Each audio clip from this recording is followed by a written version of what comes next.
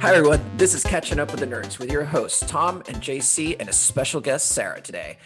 This is a podcast about two dads that are catching up on all the nerdy stuff we missed, sharing how we pass on our nerdy passions to our kids, and deep diving into nerd pop culture to make it more accessible for you, our listener. Welcome back everyone. This is episode 2 of our mini-series around anime. In the first episode, we talked about the first anime any of us watched. We got some really nice conversation around Dragon Ball Z, or Dragon Ball Z. And we've got an awesome conversation around Sailor Moon, which really made my day. And then we talked about Mazinger Z as well, and the nerdy origins of that. So now for this episode today, we're back with our special guest, Sarah, and then of course, other half of the pod, Tom's in the house. We'll be picking up where we left off to talk about the first anime that made us kind of like lifelong aficionados of anime that we love and continue to geek out about. So we'll start with our guest. Sarah, what's the first anime that really got you into the genre? Back in 2002, trying to paint a picture where the internet's not really very few people are using it on a daily basis. Anime was kind of just what you found on television. So as I said before, Sailor Moon, Tenchi, Card Captors. Normally what you've heard about anime was from other people, what we'll say about Japan, or just from your parents, or just what you find in magazines, etc. But in 2002 on the Sci-Fi Channel in the UK, they had a presenter-led show called Psycho Exciting, led by someone by Sarah Backhouse. And it was actually a 2-hour sort of presenter-led show that talked about Japanese culture. It talked about music, the movies that were at the time. So the show introduced me to the likes of Battle Royale and The Ring. It also talked about the language, and it also had 2 anime series. One was Neon Genesis Evangelion, and the other one was Martian successor Nadesico. And those are the 2 that pretty much blew my mind back then, because they were kind of like the first sort of adult animation. I mean, obviously we have adult animation nowadays, we have South Park, we've got like King on the Hill, but I think even to this day a lot of people see animation as for kids. I think that's why, you know, when they have things that come over from Japan, they edit it heavily because they wanted to advertise more towards kids. But these 2 were not edited; they were kept as they are. They were Neon Genesis Evangelion is a mecha show, a genre that JC touched upon last time. It's about a boy named Shinji. It's set in the future, like a post-apocalyptic future where angels, which are these giant beings, are basically wiped up, caused a second impact and wiped up a lot of the world. But Shinji is a 15-year-old who's been dragged into this and has been forced to pilot an Ava, which is a giant robot. And there's a few others surrounding him, other kids his age who have also got to pilot these robots, because only boys or girls over 15 can pilot them. And the reason it was so huge back then, it was not just the fact it was mecha anime, it sort of redefined what a mecha giant robot could look like. And it was a show because the creator of the original show, my mind's gone blank, and I really should know this. Keanu, that's it. Apparently, while he was in production of this, he was suffering from very heavy depression. So during the show, he was kind of exploring the different aspects of depression, anxiety, self-loathing. It was kind of like all the different, so Shinji, Ray, and Asuka, they all represented the id, ego, and super ego. And they kind of explores that kind of thing. And the soundtrack was amazing. Animation was like nothing we've seen before. It was just so different and unique, and to this day it's still like one of the biggest franchises in Japan. They're still making movies from it. It actually meant to come out 2 weeks ago, and it got delayed unfortunately due to COVID. And the other show, Martian successor Nadesico, which is not as big in terms of popularity, but it was still very different. It was a comedy sci-fi / mecha show set in the future where there's this crew of misfits. You've got a chef, you've got a random woman who just wants to be a captain of a current crew. You've got other people who just sort of thrown into the spaceship, and they have to go around this the space and just basically just do various missions. And because there's a comedy, it was very different kind of comedy from obviously Japan and English have very different terms of sense of humor. So seeing that from a different point of view and translated to English, it was And again, the animation was very different, and you had the big robots was something I'd never seen before in my entire life. So those two shows just made me right, this is what anime is, and I want to know more. And I remember recording every single episode on a tape and giving it to my friends in school, saying you have to watch this. And then I made them fans, and then we kind of all talked about it, and then we're still talking about it to this day. We're still big fans of it. So thanks. So that show, Psycho Exciting, only ran for about a year. And I don't know where the people who made it are now. I think one of them actually went on to write Neo magazine, which is an anime-based magazine in the UK. But if you happen to be listening, thank you very much. I'm sure me and a bunch of other people you made into lifelong anime fans. That's awesome. So with this one, Tom, have you watched any of these? No, none of them. I know the only one I know of just from the name is Neon Genesis Evangelion. I mean, which sort of always been on my radar and on the on my to watch list, but I've never really got around to it.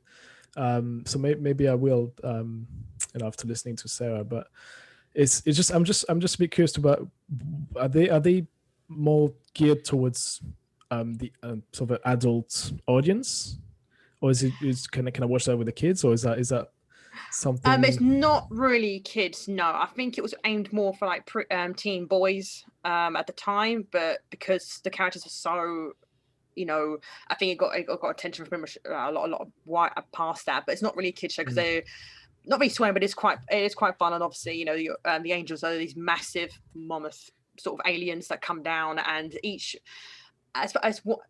I remember one review from way back ago saying, call this show, it's like one of the very best Monster Week animes ever. And it does feel like every angel's got like a very unique design and a way that they have to combat it. And even though when you're these type of shows, the hero's going to come out on top at the end, but because each episode's got a different atmosphere and they have to tackle the angels in a different way, you feel really engrossed in the tension and the action each episode, even though they're going to come out on top eventually, but the way they do it each time is completely different. And also like I said, the angels' designs are very, very unique, and there's been a lot of people that have tried to copy that look since then. Evangelion has had a huge impact on the mecha genre as a whole. So you could, after this, and if you watch mecha that come out after this, you could say, oh, that came from Evangelion, or that was inspired by that. And just I think that it's not really for really younger, it's more like teen onwards. So it's not really due to graphic violence. Well, when I mean like Fist of the North Star, like we mentioned last episode, it's not sort of graphic. Well, there are exploding aliens in the very first episode, but obviously it's aliens, so you wouldn't see it. I think it's more I think because obviously, like I said, it deals a lot with themes of depression and such. It gets quite heavy, especially in the latter half of the series. So it wouldn't be really for the very, very young audience. Yeah, I won't be watching that with Louis then. Big robots, depressed robots. But that's actually a very interesting distinction to make, right? It's like, where do we draw a line of like it's kid friendly? So, for example, if we were to take something like My Hero Academia as like the baseline and let's say that My Hero Academia we feel is kid, and just argument's sake, we feel it's kid friendly from like 12 years onwards, from 12 years and on, right? So I think both of our kids, which are about to be 12 years old, have watched it. Do you feel this lies? It would be more problematic than My Hero Academia, or on par, or less so? I think that because I think the one thing to keep in consideration is that obviously things like My Hero Academia, that obviously that's in Shonen Jump, isn't it? That's the original magazine it's published. It's for that demographic. Whereas Evangelion, I believe, it started originally as an anime and it became a manga, but it was more like I said, it started. It was aged higher up, but things like that. Even though the main characters are only 15, it's kind of more the older side of teens, because of the subject matters and stuff like that. So I think it's sometimes, even though like, and in things like other series that you could say like Sailor Moon, you could say was more for children, but I know in Japan they have different rules for what's obviously in the West what they can for kids. So I know in Japan they're not worried about showing kids that are about semi-naked or whatever when they're transforming, obviously naked turn to clothes, whereas over here it's a bit like no nakedness, no never. So it's kind of that, it depends on what is originally the demographic and also what you can or cannot allow, basically. That's exactly what I wanted to get to, which is like anime is often thought of as its own genre, and really it's a medium, right? It's just a way of telling different stories. And I think a lot of people that associate like anime always like is it's like slightly a little bit dirty, slightly a little too violent. Like there's always these assumptions, and all these shows are like so different in that sense, right? It's like there's always like some shows might have like content that's like in that's too violent in nature in terms of your points, like blood everywhere, body parts, like they really dig into that side of things, right? Whereas other ones is like it's a little probably too, like if you haven't had your conversation with the kids about like the birds and the bees, there might be some stuff in there that maybe like you don't want necessarily them to be exposed to yet before having the conversation. And then the other one that I find interesting is like right now what you mentioned is like mental health conversations. That's where I'm like I tend to dig into that side of things a bit more, because I feel that if anything, when you said that, immediately I'm like, oh, I actually want to watch it with my kid together. Yeah. Because then we might actually have a good conversation about what's going on in the show, and maybe it's not a case of leaving them to his own devices or her own devices to watch it, but watching it together is actually could lead to something really interesting, a really good conversation. Oh, that's right. There's a lot of that. If it depends where you want to get out. If you want your kid just to be in front of something that is just fun for the fun, the sake of it, then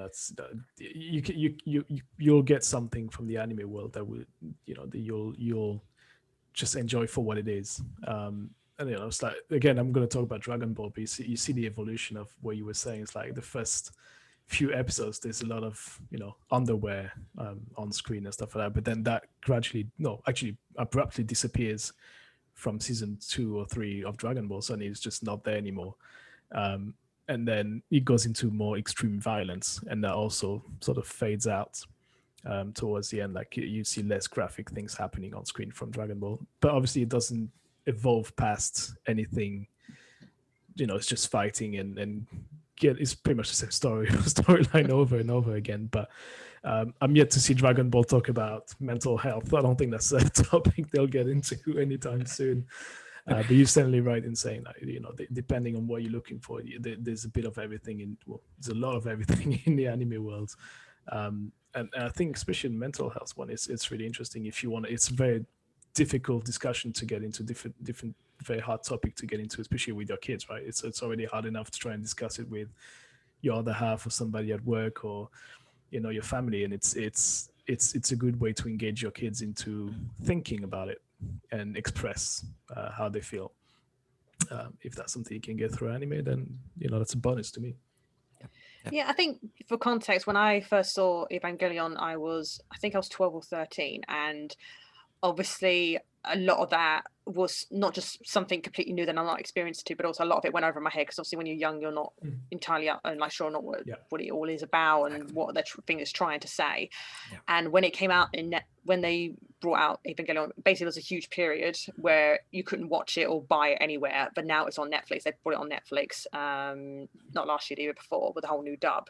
And rewatching it as an adult, I found a lot more nuance to it, and I found more respect for it. I mean, I'm not saying it's a perfect sort of, like I said, the original creator was very deep into depression, and it kind of comes out a lot in his work and at the end of it's got a very infamous ending, because basically the company ran out of budget and they had to do the last 2 episodes on like pencil drawings.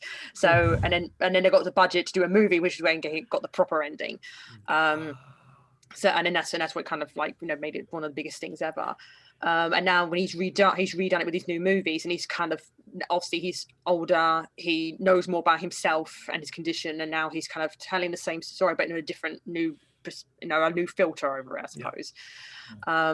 But yeah, so watching it as an adult, I think I appreciate a lot more. And also I remember when this first came out, a lot of people used to say that Shinji, the main character, was a loser, he's whiny, and everyone sort of hated him. But nowadays when I rewatched it, it was kind of like, no, he's got legit reasons for being not wanting to be there and being a bit depressed. He's got he's been forced to drive a giant robot, and he's putting his life on the line every day. I think he's entitled to be a bit upset every now and then. It's not even paid. It's not even being paid. Exactly. It's not paid or any compensation. No, just get in the robot, Shinji.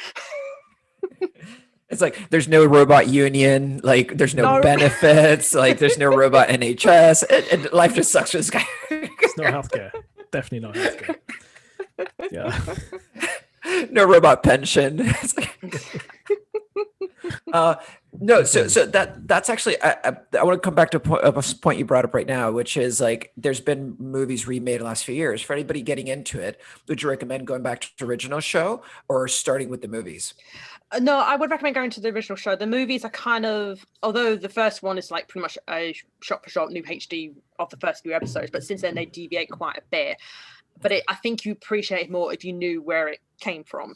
In Japan, they have whenever a series gets big, they have they do this quite often with big franchises. They would, if it's something's a TV series, they will make a movie that recaps the TV series, and then either do another movie that gives it a new ending or that gives it a sequel. It's very common. It's kind of like, I suppose, with us, whenever something like a TV show gets big, we even though the series wraps up quite nicely in like 2 or 3 seasons, we keep it going because obviously it generates, the audience and the money. So in Japan, whenever a series ends, they tend to do movie version. So for Evangelion, because it's so easily seen on Netflix, you can it's on the biggest platform obviously in the West, so it's right there. You can watch it anytime. It's got the original series and the original films, which were meant to be the proper ending. So the new movies that still be made today, make that the last thing you watch. But yeah, the original series all on Netflix is ready to go. So All right. Okay. So I think that kind of wraps up the first part. So should we move on to Tom? Tom, what is the anime that got you into this? If you say Dragon Ball, there might be problems here. Okay, let's go on what we said before, Dragon Ball Tourette, Dragon Ball Z. a code name, Dragon Doll Z. Dragon Doll Z. Or actually, halfway through this episode, let's make this a drinking game. So every time Tom says Dragon Ball Z, you got to take a drink of whatever you're having. Ball Z, then. Whether it's water, tea, or otherwise, like, you got to take a drink. So. No, it's not a big surprise, right? Because as I mentioned before, my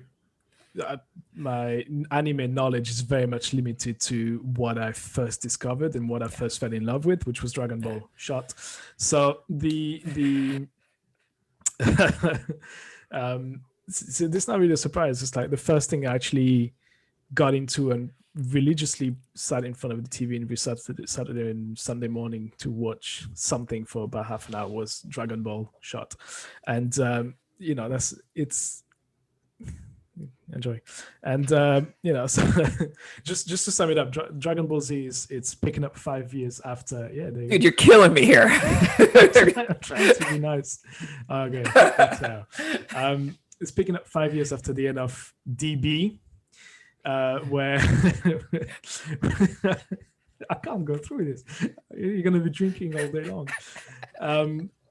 So obviously in Dragon Ball, you're following the main character whose name is Goku, and he's a child, and he's saving the world on multiple occasions, fighting baddies as usual, like you do in most hero stories. In Dragon Ball Z, Goku is now an adult, and he's married, and he's got a kid, Gohan, and so now you see all the process between the two of them, the son learning the skills of how to be a fighter and how to be even stronger than his dad and fight all of the other baddies. There you go. That's Dragon Ball Z summed up in less than a minute. Obviously, it goes for about 500 million years. It never stops. People who die are never really dead, because even when they're dead, they come back. Just like in the comic books. Yeah. So you can go on forever and ever and ever and never stop. I think that was it. Yeah. And then I think I put on my list, I put Sailor Moon, but which was a surprise to I want to hear JC. your thoughts, Sailor Moon, and especially obviously you would have watched it in France, but in you, Yes, Sailor Moon, like I think we said in the previous episode, is the first country outside of Japan where it got aired outside of Japan was France, back in '94, and that was a massive hit. Like it rivaled Dragon Ball, and it's hard to carry on. And when that made it to when you made it on air, it is this massive thing, which, as Sarah explained, is like it's now you've seen girls fighting. They are in a group with other girls, and it's a different vibe to other series where it's just male centric. Now it's it's girls doing it too. They're saving the world. They have powers. They look awesome. So I saw that, and I was, remember I was 13. When you go through different things at 13, I was like, oh, wow, that's my first experience of the Japanese culture that is surrounding girls there and women in general. In Japan, you see like again, Sarah was mentioning like short skirts and body parts and stuff, and you're like, oh wow, that's interesting. But I actually got into the story with I watched every single episode that was on TV and really got into it. I was like, okay, that's really cool. I like the fight scenes. I like everything around it. I like the characters. I like the storyline. But then I stopped at the end of the first season or the first story arc, I think. Or was it maybe it was the second? I think that period for me was a bit. I think I get confused when you look back at it. You remember bits of it, but I think the when I watched it, the last episode was the main character dying, and then she was brought back to life or something like that. Spoiler, thank you for anybody who's if you're talking about the manga, that happens quite a few times. All right.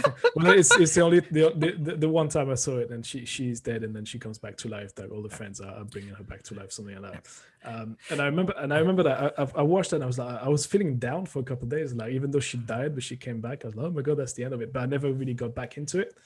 So that was the end of the first season, yeah. So that was the first season, right? And the thing is, at that time, I think it was a weird time where I was watching TV a little bit, but not as much as I used to, because I got into video games heavily around that period of my life. So it's the sort of the with Dragon Ball, Sailor Moon is the other thing I got, but just for that one season. But that one season was intense.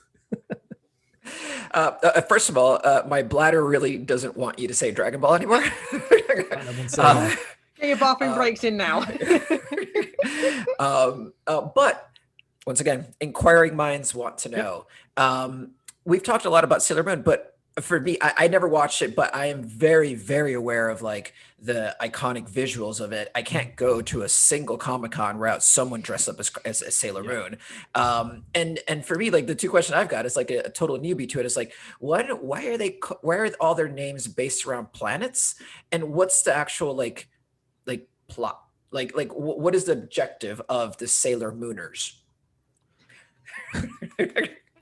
What's the objective? Oh, God, I don't remember this. Was that cringy? Sorry. No, I just say Sailor Moon sounds like it's a fan club, like all the fans name themselves. So I think the names related to the well, obviously like Luna is the moon, right? So I think they're related to what planet or the powers that is linked to the planet, something like that. I can't remember. Sarah, yeah. So obviously, I think I briefed on this in the previous one. So obviously, Usaga or Serenity, if you grew up with the original English dub, she's a normal, ordinary schoolgirl. She then bumps into a talking cat who says, "You're actually Sailor Moon. You're meant to save the world. You've got special powers." And then she transforms into Sailor Moon based. Shouting out the words Sailor Moon Princess makeup or Moon Prism makeup, depending on the season. Yep. And then first of all, it just starts off as just her, and then she eventually makes new friends, and they all named her like Sailor Mercury, Mars, Jupiter, Venus. It starts with just 5, and then after the third season, more of the Uranus, Neptune, Pluto, and Saturn are introduced. I suppose this goes into spoilers, but the backstory is that Usagi is actually a reincarnation of a princess of the moon. This is based on folklore from Japanese culture. So you can read up on it in Wikipedia. But so she was originally a princess, and her kingdom got destroyed several thousand years ago, and she's been reincarnated as Sailor Moon to save the world from the very evil that destroyed her home several thousand years ago. So that's why they named other planets, because each girl actually is a princess of that respective planet. So yeah, and they all got obviously like Mercury. She's powers are based on water. Jupiter powers are based on wind and electricity. So each of them have got like several the unique set of powers and transformations and color scheme. So you'll find lots of compilations online of the different transformations across the different series, and just seeing all the animations gone into making it all look very nice and sparkly. So yeah. And the big, did that answer your question, or did I just ramble for a bit? No, totally no. That makes sense. And who's the big bad? Like, is there a big bad? Yeah, it's changed for each season. So in the very first one, Beryl, she was the original evil that destroyed obviously their home several thousand years ago, and then each season is a new evil that rises up. The thing. But in the original English dub, they try to make it sound as all one big bad. They call them the Negaverse, which sounds cringy to say it now. But yeah, it's same thing. Like they all of them were Negaverse. No one died. They just disappeared or went to the Nega realm or whatever it was. Just all these weird changes. It's just weird in a day and age when obviously back then we had Bambi and like happily saying, "Oh, yeah, the mother's dead," whereas in TV shows, even like Yu-Gi-Oh, which came out in 2000, it was like, no, they just went to the dark realm. They didn't. No one died. They're just over there somewhere. Just hide the fact that actually people got killed. Yeah, still gets me every time. We need them. Yeah, they'll come back when we need them.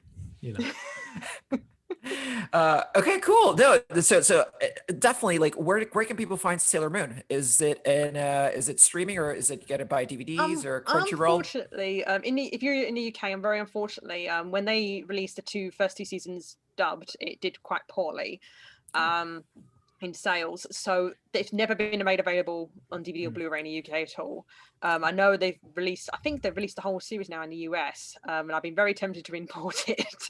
And also you can't watch it streamed. I think he's again it's all geo-blocked or whatever it is. The only way you can experience Sailor Moon in the UK is via the manga, which I've got the whole collection on my bookshelf, and they've just released new collector's editions, which are these huge sort of A4 books with these beautiful covers. So the manga and the anime stories, there's a lot of very similar plot points, but there's a lot of details between that are quite different. So yeah, it's also a prequel, Sailor V, which is also a manga form available in the UK. So, and I would actually recommend for kids, for especially Sailor V, they're slightly younger demographics. So if you've got little girls at home who want to get into this, Sailor V and Sailor Moon are actually really great entry points. Okay, personally. I was looking at a Crunchyroll right now, and Crunchyroll has Sailor Moon Crystal. Streaming. Yeah. So about 3-4 years ago, they actually redid it. They did a whole a new anime that's supposed to be closer to the manga of Sailor Moon Crystal. So that one is probably the only way you can watch it. But unfortunately, it's not. They're really close to the manga, but it's very mixed reception. They kind of like, one of the reasons why the original so beloved, because they had I suppose, Thomas, you all know about it. In Dragon Ball, there's loads of filler.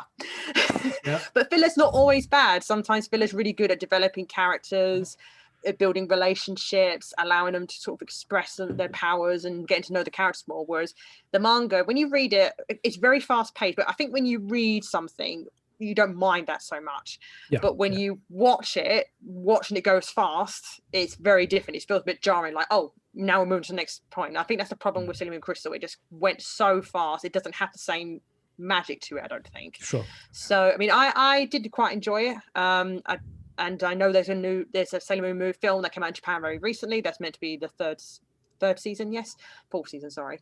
So it's still, again, it's a franchise that just keeps on going, and there's loads. You can even buy some. I remember seeing some like bus passes, Sailor Moon bus passes in HMV like a year or so ago. So I know they do sell like really merchandise here, but you can't actually buy it here, which is very bizarre.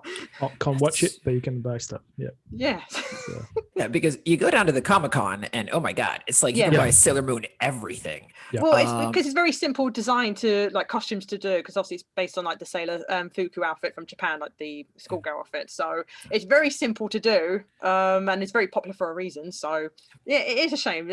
I really hope they bring it in the UK soon, but I assume it's available very readily in Japan, in France though. Still, yeah, it still is a big thing. So you won't have the same issue with accessing it. Not sure about the rest.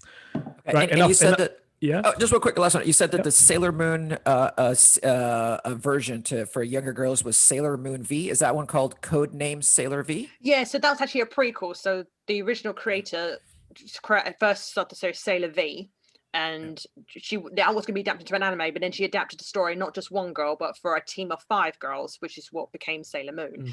So Sailor V, Codename Sailor V is actually the template. I suppose you can call it. Okay, And that character in there actually then becomes Sailor Venus in the main show. So that's a great little intro to it. Then you go straight into Sailor Moon. But I think I got all of them on bookshelf. I think it's a great series and I love them. So yeah, I definitely recommend it for younger girls if you want to get into manga. Okay, so awesome. So that was Sailor Moon. So moving on to the last kind of recommendation of the day. It's the anime that got me kind of deep into the genre when I first actually realized it was anime. So in my case, it actually wasn't a series. It was a movie. It is Vampire Hunter D. And once again, my introduction to anime has very much been based around Access. So this is when we started getting in Honduras a US channel called TBS, which was Turner Broadcasting System, or something. But basically, it's a channel that thrived on reruns. It had like the Brady Bunch, and I Love Lucy, and like cartoons like that you'd watched a million times. That's all they did. But for some reason, in the middle afternoon, sometimes they would drop an anime randomly, and this is one of the ones they dropped. So Vampire Hunter D. Have you guys watched this movie? Yep. And the sequel, Bloodlust, both very good films.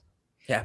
So that's the thing. It's like the movies to me just felt so different at the time from anything I'd watched. Like, so Mazinger Z, which was my previous experience, very much was like episodic. It was like big bad guy of the week and stuff like that. And I saw it as just like a sitcom in that sense.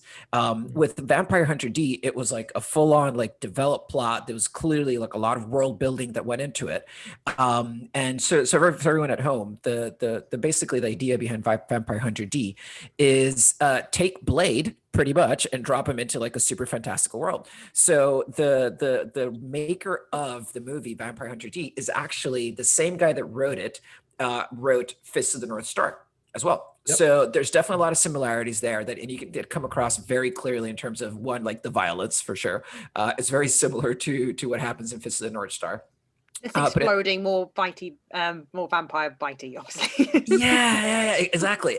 But even like when the monsters are destroyed, it's like very like Lovecraftian monsters. Like it's nothing like anything you've seen before. Like it felt very fantastical, and that's I think what kind of drew me into it. Where it's like it didn't look like anything else that I was seeing on TV. There's no robots, anything like that. And so it's a long story short around kind of the actual plot is like this guy is half vampire, half human. They call him a Dampier because it basically has like equal sides, so he can walk around during the day. He doesn't have the same kind of like aversion to like the usual cross and stuff like that. But at the same time, he has all the vampire abilities, so he becomes a vampire hunter. There is this woman that starts off like as a hunter herself, but then loses her ability to protect herself by a werewolf attacking her and ripping off the cross from her neck. At that point, then like the big bad, which in this case is called Count Lee. Count Lee bites her. So at this point, she's now worried that she's going to become a vampire. So she hires D, who's Vampire Hunter D, but in the movie they call him D all the time. Hires him to go take out the big bad guy, Count Lee. He's like, you're going to go kill him because if you kill him, I don't become a vampire, and that's good for all of us. So off we go. This movie, and hence the movies that it spawned after, is like Vampire Hunter D Bloodlust. I think there's some other like spinoff, whether it be like small shows or movies that came off of that as well.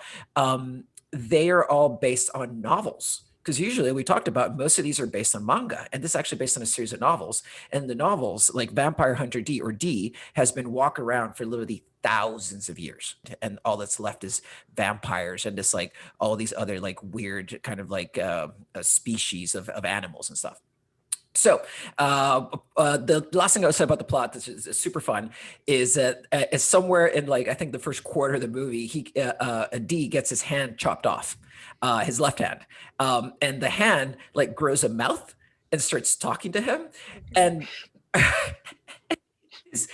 the most hilarious thing, because the mouth kind of like stands in as like his kind of like conscious, but like his like bad conscience to a certain degree, and is always trying to manipulate him to do something, and it just like hops around with him. It's the most bonkers thing, but it works super well. It doesn't make the movie set like seem stupid or silly. It's like it works super well in the context of like this big back dark hero, the usual like man of few words, and then he's trying to like rescue Heron. Heron falls in love with him, but obviously romance is doomed in some way or other because he's a vampire and she's trying not to be, and that's not really going to work.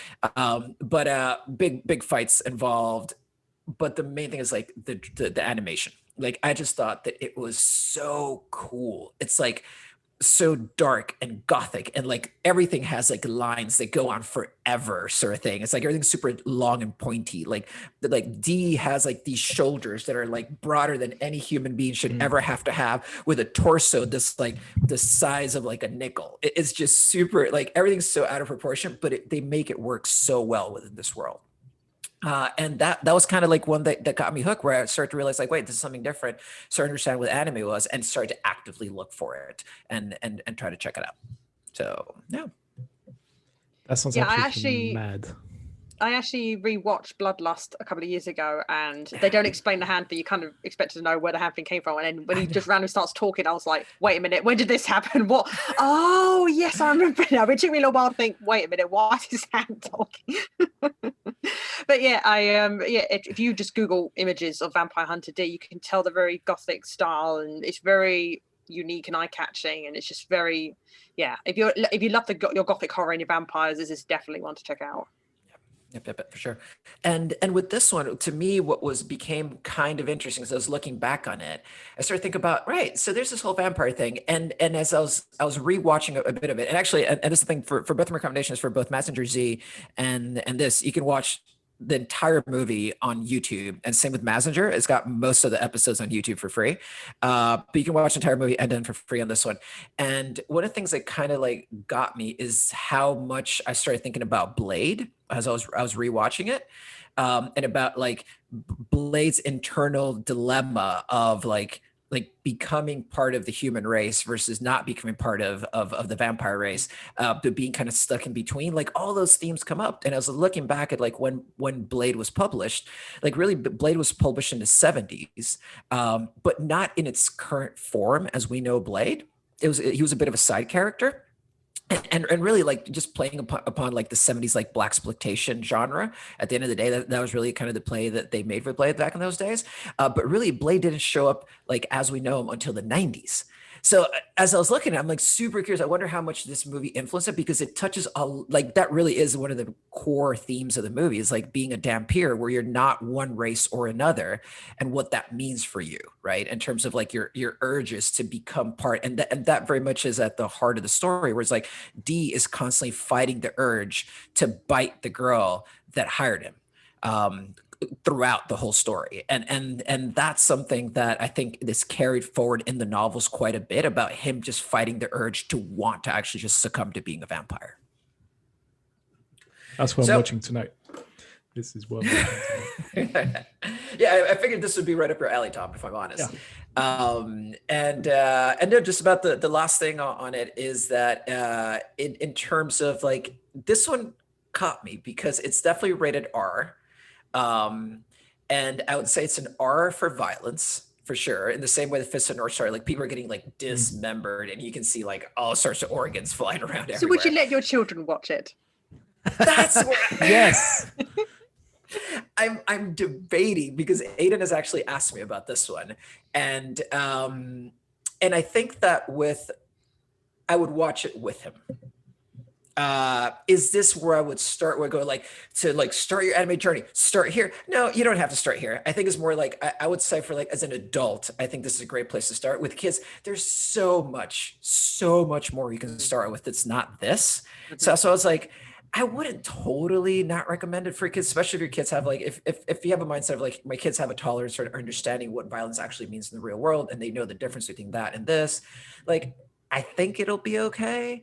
But I wouldn't call it a jumping off point. And as an entry point, you probably wouldn't be, you don't want to start with that. Maybe try something less bitey. Yeah. You know. Yes. And there's like one scene where it gets awkward between them in a way that it's not that it gets graphic. It's like the mood of the scene between the woman and D. You'd have to explain to somebody what's happening. Like you'd have to explain to a kid what's happening between them. And so to your point earlier, Sarah, like I think it would just go over their head, if I'm honest, because the scene it's somewhat nuanced. And then the rest is just like the blood and gore. And it's like, if you're cool with that, then go for it. So yeah, okay. Sounds like I'm not starting immediately on that. Awesome. So guys, this brings us to the end of the episode. We've got some awesome recommendations. Anything ranging from the Neon Evangelis Neon Genesis Evangelion. Neon Genesis. I was gonna say, like that one. I would say is like for people trying to get into it. I think it's a very accessible jumping off point because it doesn't have like a million seasons. It's on Netflix. It's awesome design. Like it's just super cool. If you're looking into for making like a proper investment, Dragon Ball Z.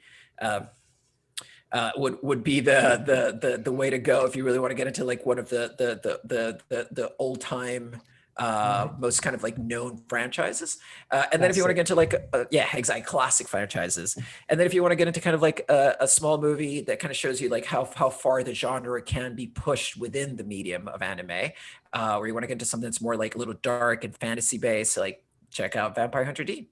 But I think that's all we got for this week. Tom, you want to lead us out? That's it. Thank you, everyone. You see, that was a weird accent. Thanks everyone for listening. Thanks to the 300 plus subscribers on Instagram. We're getting there now. And thank you to everyone who's been watching, listening, and sharing our content. We'll catch you in the next episode, isn't it? Yep, look out for episode 3, and a special thank you to Sarah's family for patiently waiting outside of the cold while we do this. In the snow. Shout outs. Don't worry, I've already got a nice hot lasagna waiting for them. Nice. All right, everyone. See you all in the next one. We'll do it again next week. Bye, guys.